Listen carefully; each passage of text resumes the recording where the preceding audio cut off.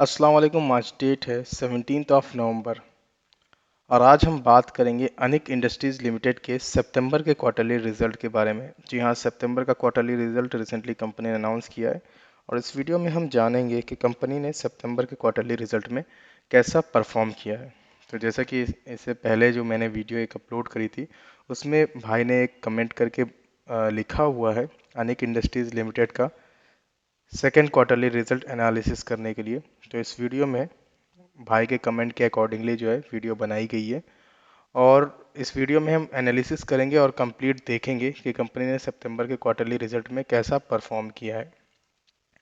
तो वीडियो को आगे बढ़ाने से पहले अगर अभी तक आपने चैनल को सब्सक्राइब नहीं किया या पहली बार चैनल पर आ रहे हैं तो चैनल को सब्सक्राइब करना बिल्कुल भी ना भूलें और साथ ही साथ बेल आइकन को प्रेस कर दें ताकि इन फ्यूचर में कोई भी वीडियो अपलोड करूं तो आपको नोटिफिकेशन मिलता रहे। जैसे कि स्क्रीन पर आप देख पा रहे हैं इस तरीके की रेगुलर वीडियोस मैं अपलोड करता रहता हूं, तो इस तरीके की रेगुलर अपडेट्स के लिए चैनल को सब्सक्राइब करना बिल्कुल भी ना भूलें। चलिए स्टार्ट करते हैं, वीडियो को आगे बढ़ाते हैं। अनिक इंडस्ट्रीज़ लिमिटेड 0.49% का पॉजिटिव रिटर्न इसने आज की डेट में दिखाया है, अभी भी ट्रेड कर रही है। वहीं अगर एक हफ्ते का चार्ट पैटर्न हम देखें तो 1.39% का निगेटिव ग्रोथ है। एक महीने का ग्राफ देखें अगर तो 3% का निगेटिव ग्रोथ है। अगर एक साल के ग्राफ की बात करें तो 79% का पॉजिटिव रिटर्न है। तो ठीक ठाक रिटर्न इसने दिया है एक साल के शॉर्ट टर्म में। लॉन्ग टर्म की कहानी देख लेते हैं, 5 साल का गोल। तो 5 साल में देख सकते हैं 5% का निगेटिव ग्रोथ है। तो लॉन्ग टर्म में उतना अच्छा परफॉर्म नहीं किया है इस स्टॉक ने। वहीं मैक्सिमम में देख लेते हैं एक बार, मैक्सिमम में क्या कहानी है इनकी। तो मैक्सिमम में 164% का पॉजिटिव रिटर्न दिखाया है। मैक्सिमम में कब से? 2000, सन 2000 से, यानी कि 20 सालों में 164% का ग्रोथ दिखाया है। तो उतना अच्छा नहीं है, ग्रोथ तो दिखाया है लेकिन उतना अच्छा ग्रोथ नहीं दिखाया है। तो इस तरह से आप देख सकते हैं कि एफडी से भी अच्छा ग्रोथ नहीं है। किस इंडस्ट्री से बिलोंग करती है? कमोडिटी ट्रेडिंग करती है ये company. Market capitalisation 56 crore rupees का ये स्टॉक अभी रैंक कर रहा है 2283 पर। तो स्मॉल कैप कंपनी है, 56 करोड़ रुपीस का मार्केट कैपिटलाइजेशन है। अगर चार्ट पैटर्न में आप गौर करेंगे तो देख सकते हैं कि वोलेटिलिटी बहुत ही ज़्यादा है इस स्टॉक में। ये स्टॉक अचानक से अपर सर्किट लगाता है, रैली दिखाता है, फिर अचानक से गिर जाता है। देख सकते हैं अचानक से रैली दिखाया और कहाँ तक पहुँच गया? 84 रुपीज़ पर। फिर गिरावट जो आई, गिरावट आते आते आते आते कहाँ तक पहुँचा? ये पहुँच गया था निचले लेवल पर 18 रुपीज़ पर, 18 रुपये पर अवेलेबल था। उसके बाद फिर जो है एक ही चार्ट पैटर्न में था, उसके बाद फिर रैली दिखाया और कहाँ तक पहुँच गया? 72 तक। फिर गिरावट से ऐसे ही अपर सर्किट लगाया, फिर गिरावट स्टार्ट हो गई और गिरते गिरते कहाँ तक आया? ये 5 रुपये में अवेलेबल था ये मार्च 2020 में, जब कोरोना का लॉकडाउन लगा था उस टाइम पे ये 5 रुपये तक में अवेलेबल हो गया था। तो आप देख सकते हैं कि लॉन्ग टर्म जर्नी में उतना अच्छा परफॉर्म नहीं किया है। आगे कैसा परफॉर्म करेगा ये हम देखेंगे वीडियो में आगे। तो वीडियो को आगे बढ़ाते हैं और देखते हैं सबसे पहले कंपनी का प्रोफाइल। कंपनी का प्रोफाइल क्या है? Anik industries limited is primarily engaged in manufacturing dairy product, यानी डेयरी प्रोडक्ट बनाते हैं। अनिक का आप लोगों ने नाम ज़रूर सुना होगा, अनिक घी वगैरह भी आते हैं। तो इस तरीके से डेयरी प्रोडक्ट बनाती है कंपनी और साथ ही साथ जो है कमोडिटी में और ट्रेडिंग भी करती है। तो कुछ इस तरीके से वेबसाइट आप देख सकते हैं, अनिक ग्रुप का वेबसाइट है।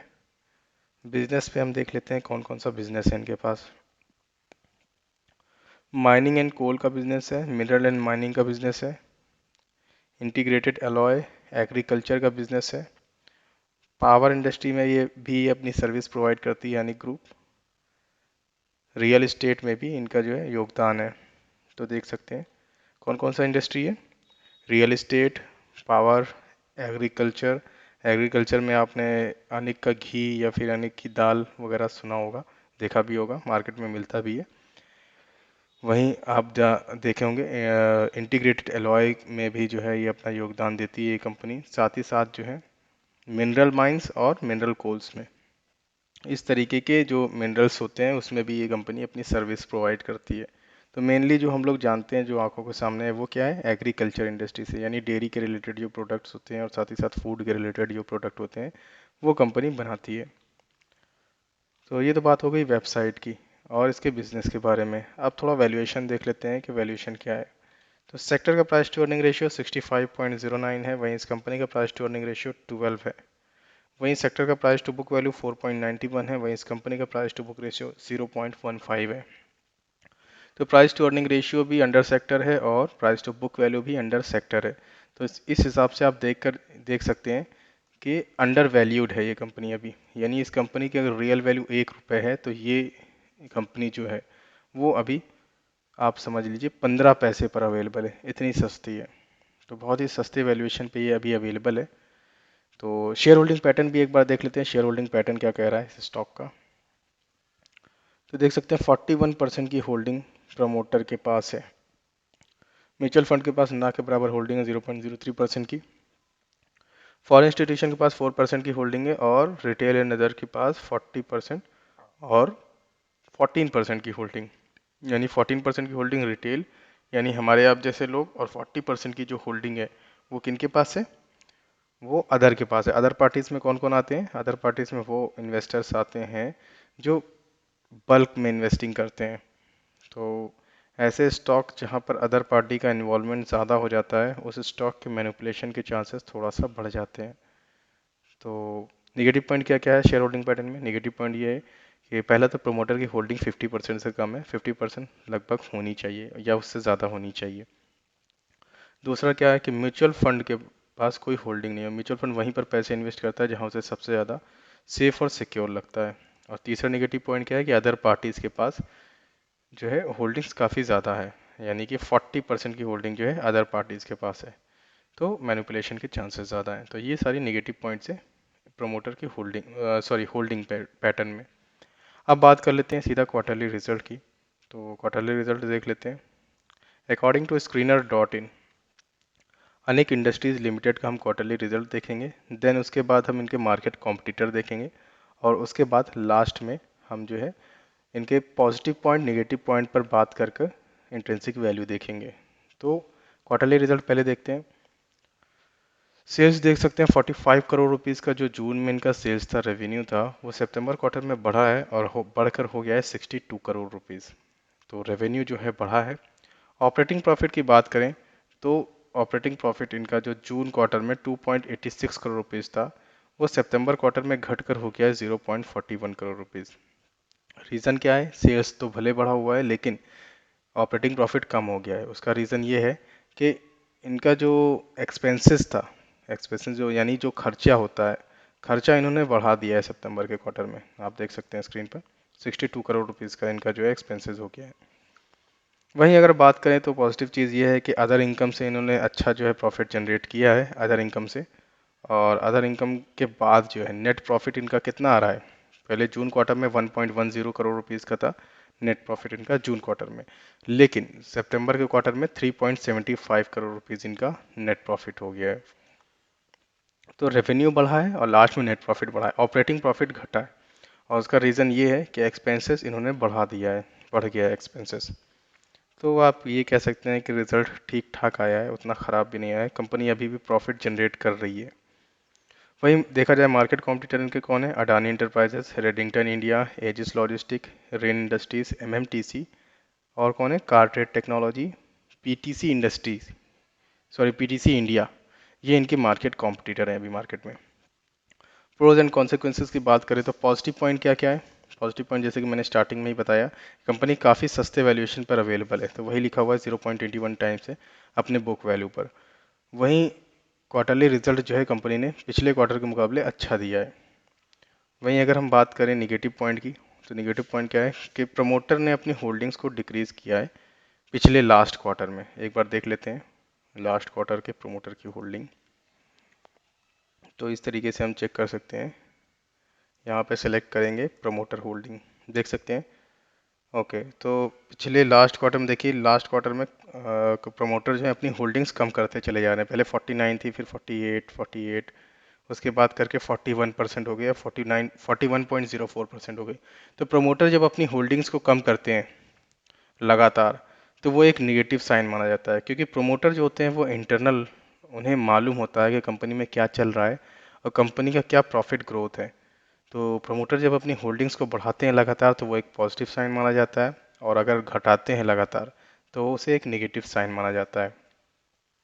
तो इस तरीके से आप देख सकते हैं। वहीं अगर हम बात करें और नेगेटिव पॉइंट क्या है, नेगेटिव पॉइंट और क्या है, सेल्स ग्रोथ काफ़ी ख़राब दिखाया है पिछले 5 सालों में कंपनी ने। सेल्स ग्रोथ काफ़ी ख़राब है। और अगर हम बात करें रिटर्न ऑन इक्विटी, तो रिटर्न ऑन इक्विटी उतना अच्छा जनरेट नहीं किया कंपनी ने पिछले 3 सालों में, निगेटिव रिटर्न ऑन इक्विटी है। कंटिंजेंट लाइबिलिटी कंपनी की बढ़ गई 43 करोड़ रुपीज़ हो गया है, और साथ ही साथ कंपनी ने जो है डेप्टर डेज को 328 डेज कर दिया बढ़ाकर, बहुत ही ज़्यादा होता है 328 डेज। और एक निगेटिव पॉइंट क्या है कि अदर इनकम, जैसा कि अभी हम देख रहे थे इसमें क्वार्टरली रिजल्ट में, अदर इनकम हमारा 5.86 करोड़, यानी ऑपरेटिंग प्रॉफिट में उतना फ़ायदा नहीं हो रहा है जितना इनका प्रॉफिट अदर इनकम से हो रहा है। तो जब अदर इनकम ज़्यादा बढ़ जाती है और ऑपरेटिंग प्रॉफिट कम होता है, तो उसे एक निगेटिव साइन माना जाता है, क्योंकि कंपनी का जो मेनली प्रॉफिट है वो ऑपरेटिंग प्रॉफिट्स बिजनेस से ही प्रॉफिट होना चाहिए, अदर इनकम से नहीं होना चाहिए। अदर इनकम में क्या आ जाता है, अदर इनकम में अदर बिजनेसेस आ जाते हैं, इन्वेस्टिंग आ जाती है, और बहुत सारी चीज़ें आ जाती हैं। तो ये अदर इनकम होता है। तो अदर इनकम कम होना चाहिए, ऑपरेटिंग प्रॉफिट ज़्यादा होना चाहिए हमेशा। तो ये तो बात हो गई निगेटिव पॉइंट्स की। अब बात कर लेते हैं इंट्रिंसिक वैल्यू की। तो अकॉर्डिंग टू टिकरटेप.इन, अनेक इंडस्ट्रीज लिमिटेड का intrinsic value sufficient insufficient data show कर रहा है, लेकिन पीबी रेशियो के अकॉर्डिंगली अभी इंट्रिंसिक वैल्यू सही है इस कंपनी का। रिटर्न वर्सेस एफडी की बात करें, तो जैसा कि आप देख सकते हैं, एफडी से अच्छा रिटर्न इसने नहीं दिया है लॉन्ग टर्म की जर्नी में। एंट्री पॉइंट के लिहाज से ये स्टॉक अभी ओवरबॉट जोन में नहीं है, और ना ही कोई रेड फ्लैग है अभी तक इस कंपनी पे।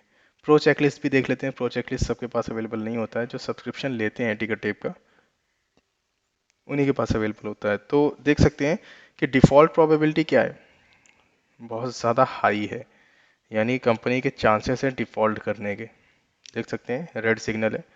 क्वालिटी चेक और ग्रोथ स्कोर का कोई भी डेटा अवेलेबल नहीं है। तो इस स्टॉक में क्या समझ में आया कि अभी नई जो है बाइंग नहीं करनी चाहिए, और अगर आपने ख़रीद रखा हुआ है तो जब भी मौका मिले, अच्छा प्रॉफिट बने, आप बेच कर निकल जाइए, सेफ़ नहीं है उतना।